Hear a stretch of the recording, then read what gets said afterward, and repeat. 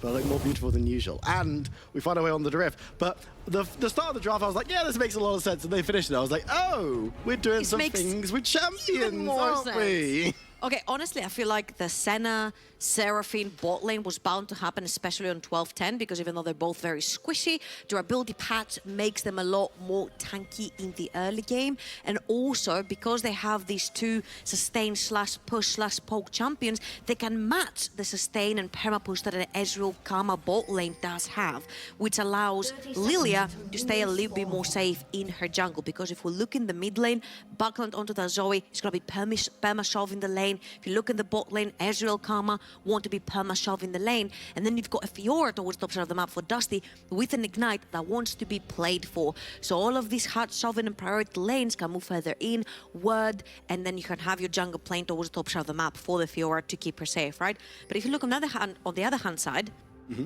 you see Vanir with a perma-scaling composition. Yes. Lilia scales really well. Aatrox is an absolute monster into the late game when the healing comes in.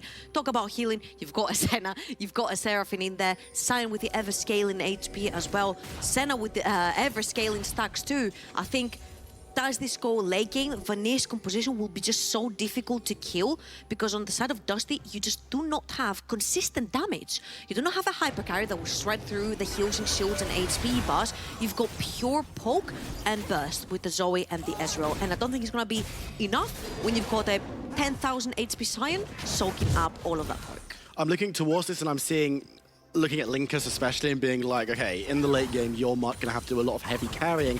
Are we going to see this Viego getting as fed as the one we saw last game? And unfortunately, we saw how that turned out for that Viego. But we're moving into the Rift and just keeping our eyes across all the lanes. Kerberos, of course, Jamada, when he was saying, look, you've got a composition that's poke and then you've got the one split push. And I was like, this man has seen Kerberos play before.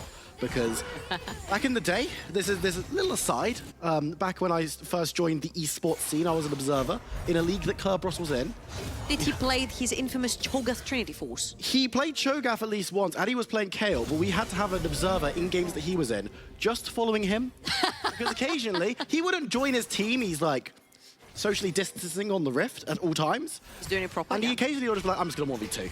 And we'd be like, well, we need to catch that on camera, so we need someone who's just like directed cam Kerberos in case he does something crazy. So he's the Kim Kardashian of his teams? Yeah, exactly. Okay. Exactly. You need a camera constantly behind. Yeah. You need to just be like, there's a reality show where we just follow Kerberos around and see what he's up to day to day. I would watch that show. Might be the only one. The Kerberos. Being Kerberos. But I'm excited to see what he does later on because again, he might be someone that they need to rely on a little bit because, as you say, it's that burst. It's not those hyper-scaling carries that we're used to seeing. But the junglers are going to be having a little scrap already. Kriox needs to be a little careful as Linkus just have the health advantage on him and we'll be able to steal away the Gromp. And we mentioned that from the start, backline on the Zoe, he's going to have perma prior. And the only prior you're actually going to get, or maybe a shoving lane, is towards the bot side of the map for Kriox. But look at top lane. Kerberos pushing on the Fiora, backline pushing with the Zoe, bot lane even pushing for Dusty as well. That gives Linkus such a very open window to grab one or even two of his solo laners and just try to invade, taking Kriox's jungle away. And there's that priority, as you mentioned. It's what we were expecting to see, but now utilizing that very effectively. Great start from the Dusty jungler. And as we mentioned already in the pre-show, and the casters were mentioning it as well, the idea that Dusty didn't adapt to the patch particularly well. But if they can go into this game and grab themselves a win, maybe they've had a little bit more time scrimming, they understand what they're doing a little bit more, their focus is definitely here rather than on 12.9 where they were very, very good, then we're going to be seeing hopefully a different side to Dusty this game. Yeah, and I think right here, when we talk a lot about junglers as well, Linkus has been one of these moving gears for Dusty that makes things happen for them, especially when he's on more aggressive, proactive junglers. Right now onto the Viego, he has to do nothing but farm. This is why it's so important and it's such an integral part of the composition that he has so many hard shoving lanes. The fact that he's able to walk into Kriox's jungle, grab the Krag away, means that he's he's one camp up onto that Lilia. He's going to be very soon level 5. Level 4 of Kriox, Kerberos, calculated. I don't know if that's calculated or lucky. I'll give it up. I don't know. I'm not sure, but he does get away. Flash taken, calculated. And he doesn't even have flash. Yeah, Kerb, genius. Once again, coming in on the top side and has that summoner advantage. If he wants to utilize it, will be teleporting back in. You've got to imagine that Hazera with the wave where it is might want to do the same, but Stend It's going to take a little bit of poke from the Vanir bot lane. The Seraphine and Senna, as we talked about, can go blow for blow with this Ezreal Karma. So very interesting adaptation to put those down there instead. Ericsson mid on the Scion, who, as you can see, is keeping up relatively well at farm. But Linkers, that's an aggressive flash over the wall. Want to try to get Gak down onto Vanir's bot lane. Zaremba and Merbs already in retreat. Can Linkers find his way onto Senna, who flashes away and does manage to escape?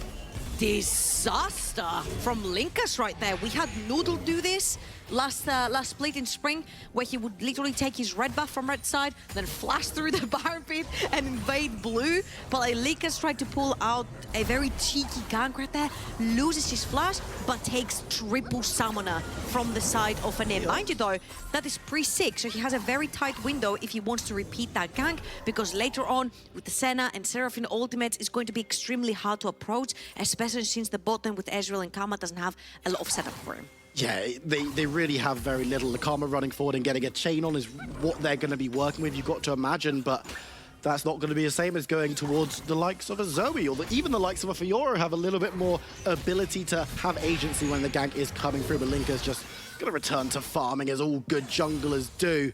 Kerberos stacking up a huge wave on the top side as Zero going to be able to pick this one up, but it's certainly been a quieter early game than what we saw in game number 1. Yeah, I feel like this could have also been a big window if you want to dive, because look at that, Backline has moved towards the top side of the map. He has a rocket belt on him.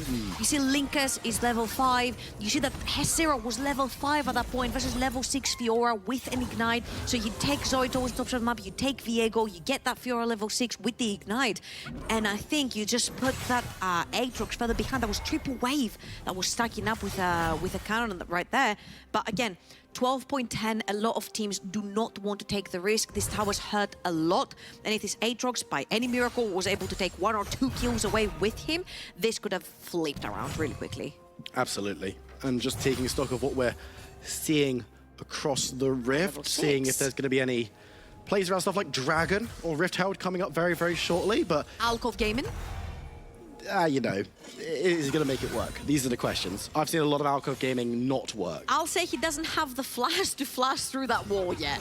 He's also been called out on a ward, which isn't necessarily optimal. Good game sense from Hezero, just saying, look, I feel like something's up, just giving himself some defensive measures, and will catch out Linkers for doing so. But neutral objectives haven't been touched yet. Creox knows where the enemy jungler is and has started moving down towards that dragon, but his bot lane's not in a super great position to help, but are putting down some poke.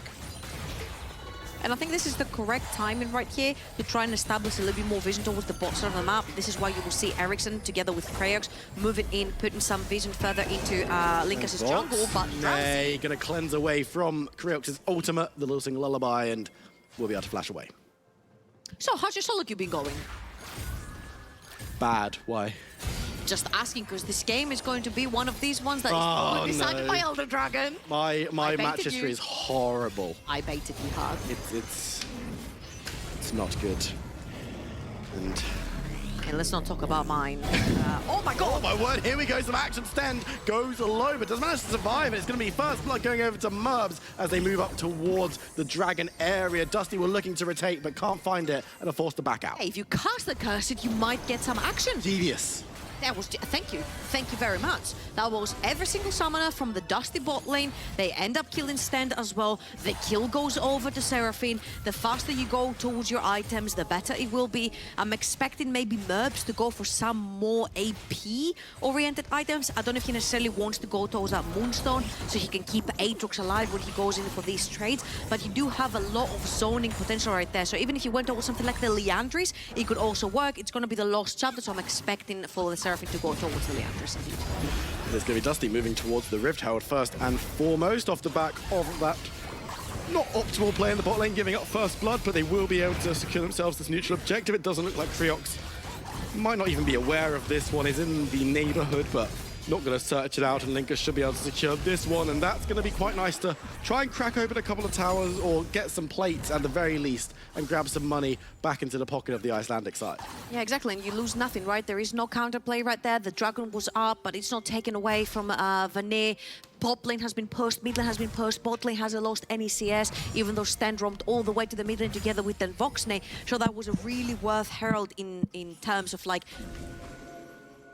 putting in the effort and the numbers and the time. I was lost for words right there. I found them last second. It's one of those things where, yeah, the bot lane play doesn't look great for Dusty, but then they turn it around and say, look, we're going to try and get more gold off this Herald than you got off First Blood. They got nothing from it. I was expecting to see maybe a Dragon go down for them, but then again, if you look at the champions they're playing a Sion, a Seraphine, a Senna, a Lilia. You don't necessarily shred through HP bars of neutral objectives. So again, generally, when you look at the Vanir lineup, you expect them to get their advantage through team fights that will come later on. So look at these Dragon fights and look at these Herald fights probably, and you will see them trying to play around the Seraphine ult, the Senna ult, the Sion ult, ways that they can actually engage fights, stay alive, get that CC, win the fight, and then maybe transition it into an objective. And how Dusty are going to play around the composition that Vanir have built as well, because when you know that the enemy team is going to be so great at taking down fights, as Denvox goes reasonably low, but should be able to sit back safely and just recall.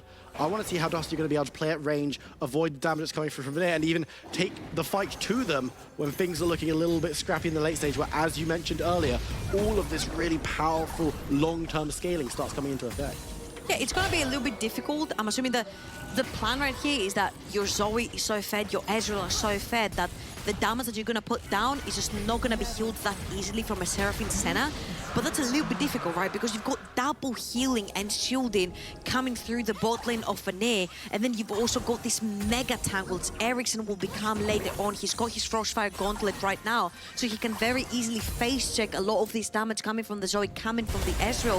I think a lot of these fights are going to have to be Kerberos on a side lane, potentially getting something while his team is trying to play it safe. And again, we talked about this last game across the map, looking at the map saying, look, this fight will go either way. It might be good, it might be neutral. Hopefully it's not too bad, but if Curve can get 2 plates in the early stages, or Curve can get a tower and an uncontested wave, maybe that's worth if we just lose one member and don't allow them to snowball it into a later Dragon or Baron. So this is maybe how Dusty wants to play. This is how the competition's built. We'll have to see if it pays off. But here's the thing, right? For Kerberos to be able to be so strong in the side lane, you need to be able to win on a side lane. And right now, Hess0 has not been deprived of any farm, of any gold. He's not been dived, he's not been threatened at all. He's equal level with Kerberos. He's been farming a Storm as well, only 10 CS behind. And if you look at Ericsson, he's going to be so tanky that he's just going to be able to soak up damage like this. And Dusty going to be able to throw down that poke and a little bit of damage. Won't be able to take Ericsson down, the Star, as you mentioned. Just, he's too tanky, bro. You can't do anything with him. He's got one item. I feel like for Dusty to be slowing down the pace right here is sort of a mistake. You need to use that Viego level 6. You need to use assassination potential. You need to use Buckland, hurting people with the Sleepy Trouble Bubble. And right now, Hess0 has finally become the target for Dusty, but there's 3 more members moving upwards through the jungle. Looks like they're listening to you, but Vanir are looking to defend him. A lot of damage going down onto that Rift. How does Triox moves in, tries to get the ultimate down, will send a couple of members to sleep. It's going to be the Karma that's in trouble, though, as people dive over the wall. It's going to be Hess0 securing the kill onto the support. The first tower did go down to the Rift Elder's backline. Now needs to be careful as Aatrox continues the charge, moving forward, but can't find the knockups that he needs. It's just going to be 1 kill to Vanir for the tower.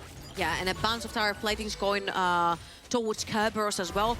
But again, at the end of the day, it's pretty even. There's like, what, 600 gold separating the 2 teams right now. And again, I will be favoring Vanir when it comes to these team fights. You see that Hess0 actually is pretty even in golden experience. 1 kill going over to Kraox as well, onto that Lilia. Once you've got that Rift Maker as well, it's just going to start hurting. You can go Demonic later on. You can go towards Hourglass. The guy said it as well. You can go towards so many different build paths. You can build Frozen Heart right here and literally destroy Fiora, Viego, and Ezreal, all 3 in one item. But I'm assuming it might just be a little bit easier if Ericsson goes for that Frozen Heart, because he's going to be playing in their face, and then maybe allow Lilia to go towards a more defensive path like the Hourglass or the Demonic. Absolutely, and giving that little bit of extra tankiness across the team when you've got the Seraphine and the Senna who are going to be at the back, just buffing you up and keeping you alive. So if you've got a little bit to weather through the burst, as it were, you know that the support's going to start coming in, especially if you're someone like Kraox who might get caught out as a priority target. Of course, Ericsson's not really he's not the priority, and if he can't get caught out because he's just such a large lad, it's going to be quite difficult for Dusty to break through these team fights and skirmishes, even at relatively early stages. Dusty right here are pulling a 4-man gang towards the bot side, and Vanir just walking away. Yes, Ren might be in a little bit of trouble. Walking away. The enemy team needs to be careful, but here comes Sion diving on forward, sending Backland away, but he's going to be sent to sleep. He goes drowsy, but gets that shield and will be able to march backwards. Lingers to and fro, thinking about engaging, won't be able to find it. Backland now going to try and move forward to grab something, a bit of poke down, but again, Sion does not care. More damage going down onto him, but he's just now been taken below half health. And Dusty, they do a reasonable amount at this stage of the game, but it doesn't look like it. It just feels like they're trying to make something happen, but it's just not enough, because when Linkers went towards the bottom of the map, we're like, okay, he took Merbs and Zarembas, both summoners. That means they're extremely squishy, they're extremely immobile. Hesio might have been caught in the jungle. He's not as tanky. He might be in a little bit of trouble. It's just Linkers doing damage right now as members move through, but he needs to be careful because Zaremba has been caught out. A bit of damage coming through from Zoe, but Ericsson turns attention towards the rooted Astral, and the damage coming through. It's a dunk from Hezero to secure the kill on Linkers. Dusty trying to pull the trigger, but they just can't find anything. And Vanir once again capitalize. Yeah, again, you see how tanky Ericsson is. They literally walked him down the entirety of the bot side river with a bunch of poke, a bunch of sleepy trouble bubbles. The Qs were landing from Zoe. Everyone was onto him. They literally just scratched him. So Vanir right here, they're going to take the kill. They're going to chase away the remaining members. They're going to take mid lane tower. They're going to take the second Herald. And I think, even though this game looks to be very even in gold right now, it is very much in Vanir's hands just because of the composition they're running. I think unless Kerberos goes absolutely crazy on the sideline and somehow Dusty managed to stall a bunch of the fights and fix the waves in a way where Vanir cannot actually access any towers and any pressure on the map, then yeah, maybe Kerberos can do something on the side. But at this point, Hesir is gonna back after this wave, probably buy his item, which means he can side lane versus Kerberos. Ericsson can even be on a side lane versus Kerberos. So it's going to become a difficult win condition to just have Kerberos bail you out through a side lane. It's looking harder and harder as this game moves slowly forward. It's definitely not the same pace that we saw in game number 1, but hey, League of Legends, you got to get a bit of variety in you. Maybe it's the slow games where the action hits different when you get that huge team fight in the latter stages. But right now, Vanir, they're super happy with this game being slow. They don't really mind if nothing happens for the next 5-10 minutes, as long as they're the ones trying to control these objectives. It's Infernal Soul, which could be massive. But you guys can tweet us your drafts. We made our own drafts. Schoolwalk and Jamada made their own drafts, and I'm gonna press the first button. Okay. See who drafted what. Oh, that's an... It is not. There we go. Yes. Draft. I'm not going to try to pronounce the name because I'm probably going to butcher it, but that looks like a pretty darn good lineup to me. I have an issue with Shikari, EU Masters. Dan, arguably the best jungler we have in the league. Tempt, insane performance at EU Masters as well. Chrisberg, he's my boy, I have nothing else to say. And of course Stan, that's had a fantastic performance so far, right next to Voxne. Unfortunately, not having the best one here, but hey.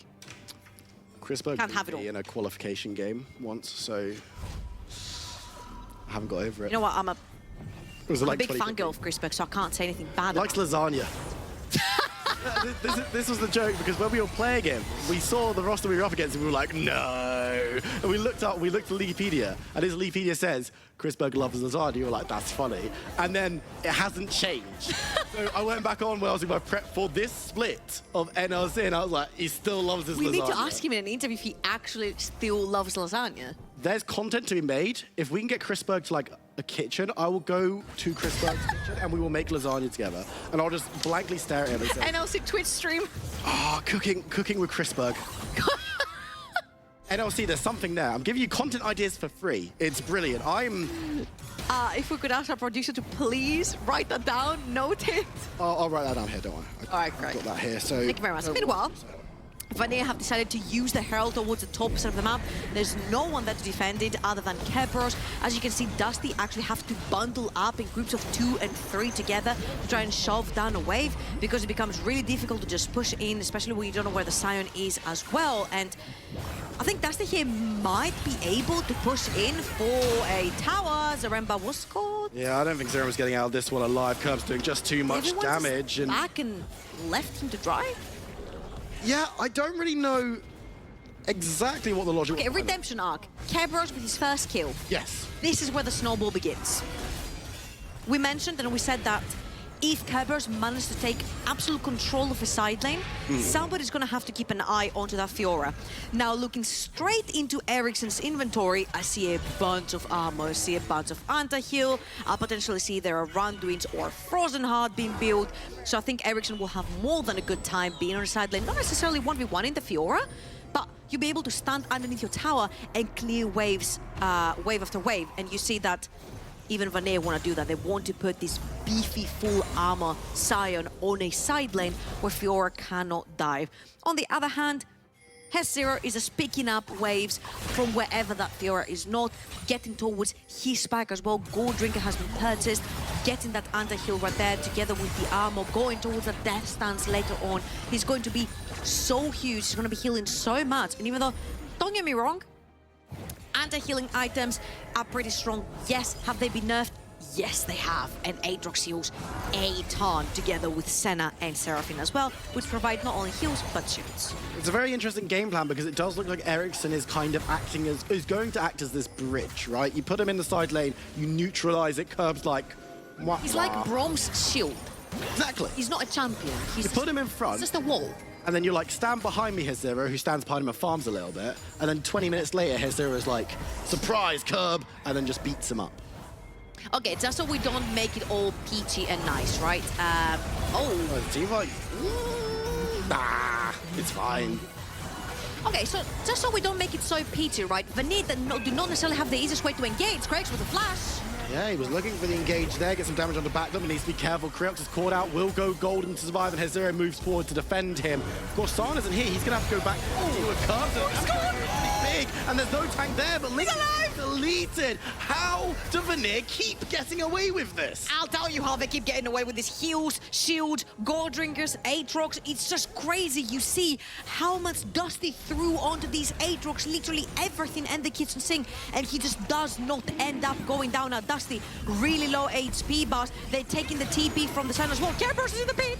Yeah, Curb's going to the back of the pit, but Ericsson's here as well. He's going to 1v5. escape him. And Curb has to slide his way out. I don't think he's going to try and flash the steal because he's a top laner, and that's the Dragon secured. That was only third Dragon, remember, and it's going to go to Vanir.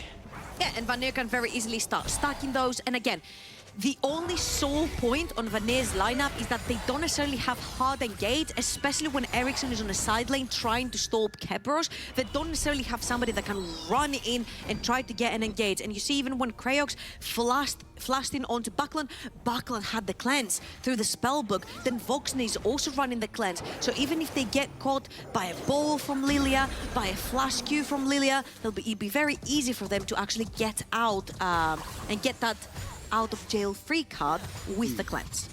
Absolutely. Dusty is going to take down that mid lane tower, remove a little bit of safety from Vanir because I'm a little concerned and just looking at someone's inventory. That's the Frozen Heart. There it is. He's up on the top, that's his full armor, and he's going from item to item to item. He's just searched Mail Google, coming up next. how do I stop Kerberos having fun? And then buys those items. Anti-Kerberos build. I mean, you're Fiora, you're designed to split push, you just look at that and go, what's the point? Grow up. I think at this point it's an anti-Kerberos build because whether it's Fiora, whether it's Tryndamere, whether it's Darius, it just works. Exactly. It just, you buy Anathema's chains, you stick it on Curb and he disconnects from the game. Because at that point he won't be able to do anything. It's actually Den Voxley in the side lane now, just clearing out the minions that Ericsson is putting through. But notably, Ericsson no longer has teleport, so if Dusty can pull the trigger on a team fight, and we saw that they can do a decent amount of damage to everyone else at the moment. Yeah, and they also have a decently sized wave clear amount of abilities, right? You've got the Zoe with big AoE, you've got the Karma, you've got the Ezreal that can dish a lot of damage onto the wave from a very safe distance. So Vanir do not necessarily have the easiest hard engage, and they also cannot push under towers, which means that dragon stacking is very important. Possibly baiting Dusty onto a Baron fight is very important for them, just having Dusty walk through choke points. Now, what's not with Vanir and their plan is Infernal Rift, because it's completely opened the map. The walls are much thinner, and there's big gap for Dusty to play through around Seraphine ultimates.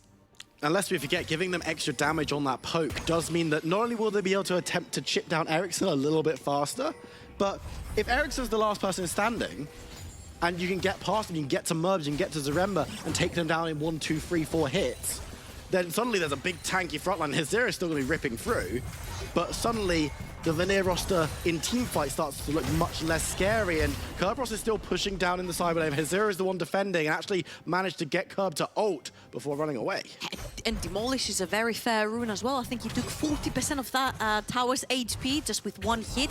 And it's insane, right? Slowly but surely, you see what we talked about. Kerberos is about 60 CS up on Hezero. He's one whole level up. He's tearing through those side lanes. He's taken 2 towers towards the top side of the map. That tower towards the bot side is the last one remaining. And then my question is, what do you do after this? Because pushing towards the inhibitor tower is going to start becoming a little bit more difficult. You're going to have to start running through Fog of War. You're going to have to light up the jungle. And thus, they're going to have to help him with that vision so he can push in, but also make sure that he's safe pushing towards these towers and these objectives. But so far, Dusty have understood the assignment. They know they cannot necessarily win 5 versus 5. They allow Kerberos to just do his thing on the side lane. Well, this is the thing. This is all about space creation for Dusty right now. And as we start getting towards those more important late dragons, the barons, when Dusty start getting into a position where they can threaten these objectives, suddenly it's a question of, well, are we creating space for Kerb, or is Kerb creating space for us, or is it kind of both? Especially if this Fiora gets back into a position where you can just drag San across the map. So this is a very healthy relationship between two people. It's a give and take. Nobody gives more than the other. They both give equally and they both love each other equally. So Dusty create enough space on the map by shoving out waves and having Vanir constantly have to put away the pressure from the waves, whilst allowing Kerberos to do his magic on the side lane. And whilst Kerberos is doing his magic on the side lane, Dusty, all they have to do is just keep pressuring the waves just so Vanir cannot get onto these towers. It's a give and take, and it works beautifully so far, I believe.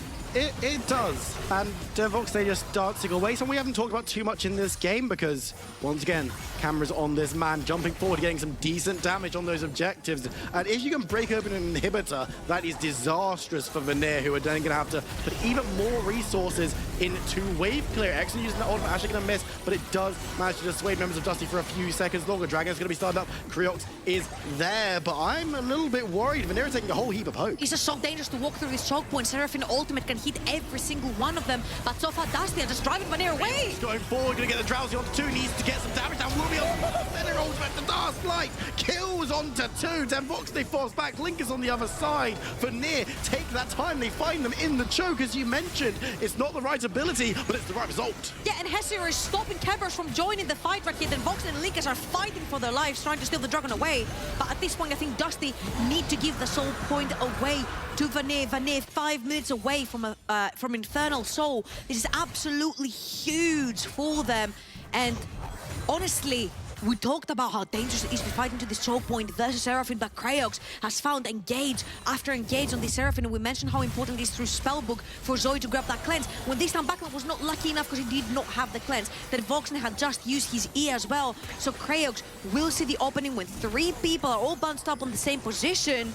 You see Buckland and Sten will move back into that choke point. Creox sees the opening, hits his spell, bonks them on the head and goes straight into Zonias. And every single member from Vanir is following, and honestly, it looks like this Vanir lineup is a very well-oiled machine. I feel like Creox is the leader right here, and every single person knows when and how to follow his calls. And honestly, seeing an entire new lineup coming in from Vanir, I didn't necessarily personally have any expectations from them, but it just works. It was really, really impressive team fighting. You could see the second that the call was made, because suddenly abilities were going through, the center shroud was up, everyone turned at the same time, and it paid off dividends. They've set themselves up for that Dragon Soul point. Trouble. My eyes went really wide right there. I was like, what? Moonstone Senna? I mean, why not? I mean, your job is to heal and get these juggernaut fighters in the front line. Okay, so Okay, so when we're going into this game and we're like Seraphine Senna, this is not a fasting Senna scenario. This is a pure support Senna. This is 100% support Senna. She's not there to dish out damage. She's there to clear the map off of wards. That's why you see Umbral Glaive onto her. And she's there to make sure that she heals as much as possible, as much as creating space as well. So these heals and shields are going to be much more beefier with the Moonstone. You also allow, as the box is being chased away right there, really nice cleanse from him to get out. I don't know if he's Will he get out? just yet. Ericsson seems pretty Just about chasing, but Kerberos did break down that in a tower bot, which was the last one standing outside the base, so the push is continuing, and they're going to have to send Ericsson back with a teleport to cut off the Aura from breaking open their base. He just lands asleep. But I don't think you can stop Kerberos from actually taking that inhibitor tower. I think Kerberos might have to move out right here because yeah, Ericsson is really easily will clear out this wave. And of course his team, because they didn't go towards Baron, that means that Kerberos has to respect the fact that more Vanir players might be moving down. So far, so good. Again, Dusty's win con is sort of working for them. The 3,000 gold diff that you see on the screen right now mean absolutely nothing. And if we see this again, I'm not sure, did Kerberos just 1v1 Hezero? Does get a lot of damage down, actually. On the tower, Absolutely did. 1v1. I just love the fact that he pops the Ignite just as he dives him off the tower, so Hezero cannot get any of that healing through Gold Drinker and through his ultimate. So really great 1v1 right there from Kerberos. And again, Dusty's win con is Kerberos in the side lane. You need to invest somebody to stop him. If you invest Ericsson to put him into a side lane versus Kerberos, you initially lose your hard engage and your threat potential for a team fight for Vanir. If you put Hezero on side lane, well, you threaten your top laner for, like, with death. Ericsson's threatening, but will land into the wall rather than stem box there. He's going to be able to jump away. No flash required this time around. Going to hurl down the ultimate to fin through Murbs' health bar and also take down the wave as Vanir back away. But it's a war of attrition with Kerberos. We see it so frequently. He's just going to keep chipping away, eroding at your structures. And Vanir needs to make big decisions. He's playing on a very busy side of the map. Even though he has teleport, it might have been wiser for him to push towards the bot side of the map, because as you can see, the only member on Vanir's lineup that has teleport right now is Hezero. And Kerberos 1v1s Hezero on the side lane. He also doesn't have flash available onto him, so playing towards the bot side of the map, away from that Baron, maybe threatening to 1v1 Hezero again on the side lane, could have been what would take Vanir off the map, trying to back up the top laner, right? At this point, if you do put Ericsson onto a side lane, again, you lose the threat of having that hard engage with Vanir. I mean, my question now would be, is it worthwhile for Vanir when he's on the top side around the Baron? Hey, commit 5 members to Kerberos. Just murder him, and then you can look towards the objective. Exactly, because you're playing towards this Baron, right? You're playing towards your ult-timers. Every single one of the ults are back up for Vanir. You group up as 5 at this point. You allow Kerberos on the side lane, and they have also grouped up Hezero. Kerberos is just going straight for the inhibitor tower. No one's going to stop him. The Dragon is up in 5 seconds. That would be Sol. Vanir might just want to make that trade, but I don't know if they're going to be able to commit too many members. Hezero is going to go back. We know how well he defends, but the tower's gone. The inhibitor will probably follow. Zoe's going into the base as well. What is going on? Teleport coming through from more members as they try to defend. Murbs is back on the Seraphine, but it looks like Dusty just going to try to end this game with the back door. The first Nexus tower goes down. Dusty say, hey, that's well worth it for us. We're going to back away and just keep bothering you. The Dragon isn't up because there's a scrap around it as well. So no one's got the Infernal Soul just yet, but it's pulling around. Linkus actually gets the kill on Zaremba, gets himself a reset. Creox is moving forward alongside Ericsson. Now there's a teleport coming in from Kerberos, who's decided that he's going to join the fight. Stend on the side as well. They've got themselves a numbers advantage over Vanir somehow. I have no idea how they've created so many advantages so consecutively, but Creox is in full retreat. He's going to be shut down by Kerb. Is this it? They can end the game right here. They can actually choose to push through the top side of the map. They can take Baron. They can stop the Infernal Soul. They can actually finish the game right here. This is game-breaking because Dusty have managed to pull this out of thin air due to Kerberos being an unstoppable force. Yet again, what do you know? On a side lane, he takes the tower, he takes the inhibitor, he TPs back to the fight, he makes it an advantageous position for Dusty to team fight. Dusty takes the soul away from Vanir for the time being. They stuck 2 for themselves, and now it's an open inhibitor towards the top side of the map. Somebody's going to have to play towards the bot side because I'm assuming this is where Kerberos is going to choose to go next. But right now, he doesn't necessarily have TP. So if you put him on the bot side of the map and you threaten Baron, he will not be able to join. Kerberos is playing... He's going to do it anyway. It's Kerberos, man. He's playing 3D chess. The rest of us are playing checkers. Because, look at this. He's down bot. He's forcing teleports. This is the scrap that we didn't get to see. But somehow Denvox and Dusty come out winners in this one. Linkus almost flashes through the wall from the Dragon and almost stops the TP from Seraphine. Had he actually achieved that, the game would have been over. And Dusty would have won the game. But yet again, I think Linkus instead played this really well. They delayed the fight with the soul right there that Linkus is able to pick up as well. He's getting more HP. He survives for longer. So Kerberos then can get into this fight, chase Kraox away, take the smite, hold it down, and then they take away the win con basically from Vanir, which was that Infernal Soul. I love how Ericsson sees the situation as like, I can't improve this, I'm out. He walks past the collapsing Kerberos. He's like, yeah, you go ahead. Oh, Kerberos 1-4. I mean, the Baron on the other side of the map, though, if they don't get Kerberos, this is disastrous. They're not going to get him. It's Baron on 5 for Dusty, and Vanir gain nothing. I can't believe we've seen Flame Horizon top side of the map. This man is unstoppable. It's crazy. They commit 4 members down the bot side to try and kill that level 18 Fiora, and it's impossible. He's playing them in their own game here, Viperun, and it is a matter of a love relationship, right? Dusty is giving to Kerberos the space to split push, while Kerberos, in return, is giving them the game. I'm just watching this and thinking, oh, hold on, Zero trying to engage. Ericsson might try and engage even harder with the ult, looking towards Denvox, but he's not really someone you can jump onto because he's just going to jump away, and Vanir. Look at top, and look at bot. Dusty are pushing both simultaneously. Topside has a super minion together with Linkus, pushing it with Baron buff. And bot lane is under threat as well. Look at mid lane, they're syncing up 3 waves simultaneously from the side of Dusty. And now Vanir have to spread themselves thin on the map to try and defend all 3 lanes. Of course, Kerberos has got a hull breaker. Of course he does, but Vanir are looking... I'll defend him here, was his last item. Yeah, but... There you go.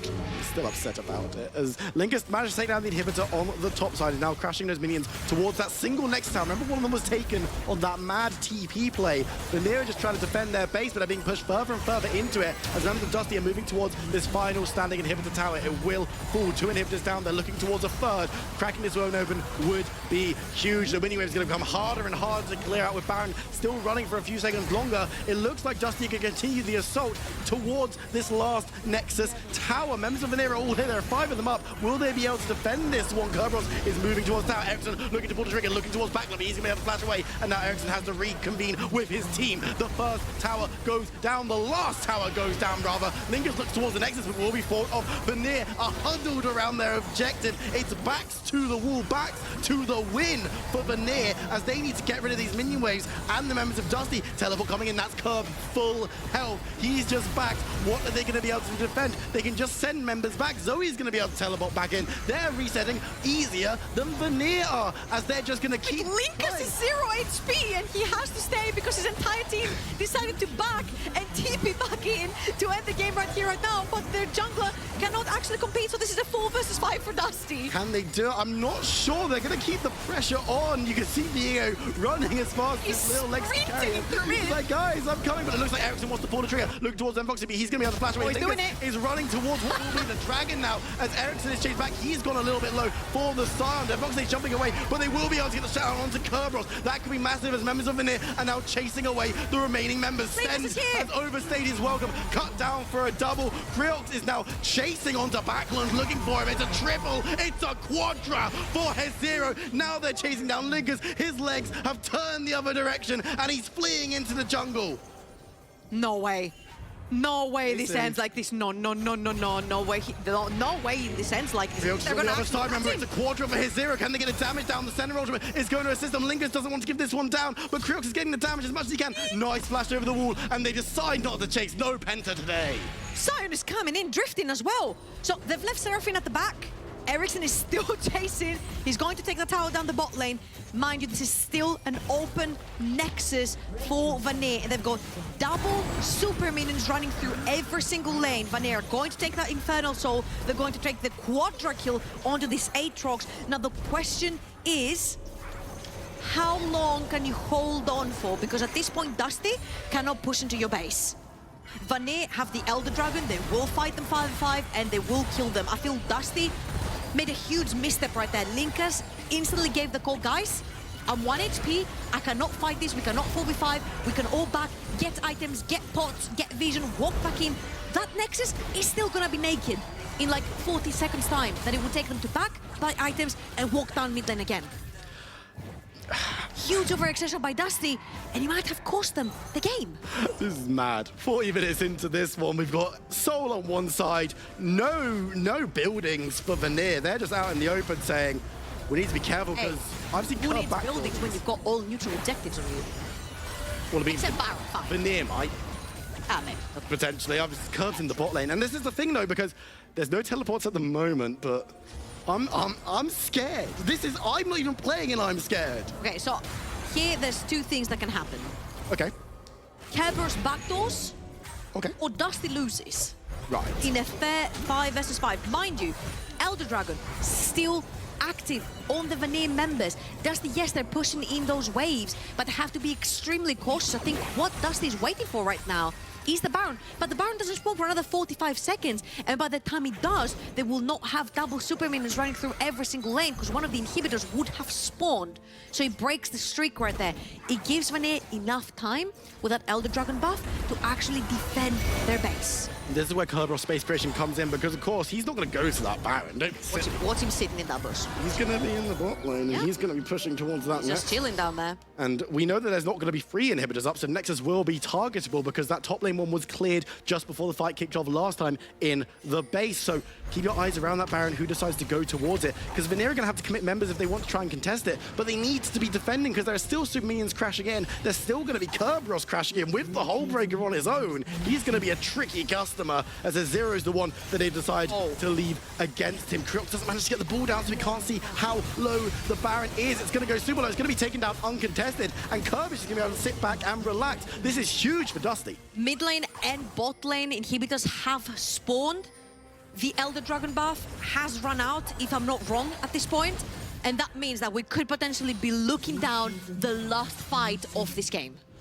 I think it's going to have to be, surely. The thing is, Vanir, even if they win this fight, they've got a lot of clay to move through, a lot of structures to take down. And they've got Sion. Yeah, that's true. You are right. The sun and they are late, so a lot of items have been picked up. Then Boxley looking to clear out Merbs. Won't be able to do so, but you've got to imagine this is going to be the final fight. Kerb in the bot lane. You've got to keep your eyes on him as well if he starts creating mischief looking towards the inhibitor. But they can't afford to send too many members because the mid lane inhibitor's fallen down. Dusty are just creating the pressure onto the Nexus. These minions are going to be tough to clear out on their own, let alone with the enemy champions. Kerb takes down the third inhibitors. Doubles are spawning once again as Vanir are looking to defend. Ericsson was the target of Kerberos. Ultimately, he's half health and had to back away. Can't get the pop, can't get the heal coming on through as Vanir, stalwart once again, are just sitting back and saying, come into us, we want this fight. Lilia ultimate has been used. Kirks has been so spot on with those. And right now that it's not a factor, Dusty can actually push in. The only thing they have to be scared of is that Seraphine ult. But there's still two cleanses onto Backland and a Voxnay. Ericsson can't find the ultimate either. That could be massive as now the top lane inhibitor is going to be cleared out once again. Dusty need to try and push forward, but they also need to be careful. The overextension could be disastrous. We saw it once. Will it happen again? Kerberos on the bot side is just looking to heal up, cut through the minion waves and create pressure towards this Nexus. But Vanir, they're just clearing away. They're just defending. What is going on? They're just able to sustain through this one. They're taking shifts back to the Nexus as then Voxley goes below half health. Now they're looking to get onto it though. Enough means of pushing through them. Maybe they can try and get towards them. Remember, get towards the Nexus, puts the damage down the center. Ultimate comes on through to keep Ericsson alive. The knuckle on the set might be enough, but Kerb is going to dive towards the side. He won't be able to get the kill though. But they're looking to target the Nexus now as Kerb dives through, and finally they managed to crack it open. 43 minutes into the game. Dusty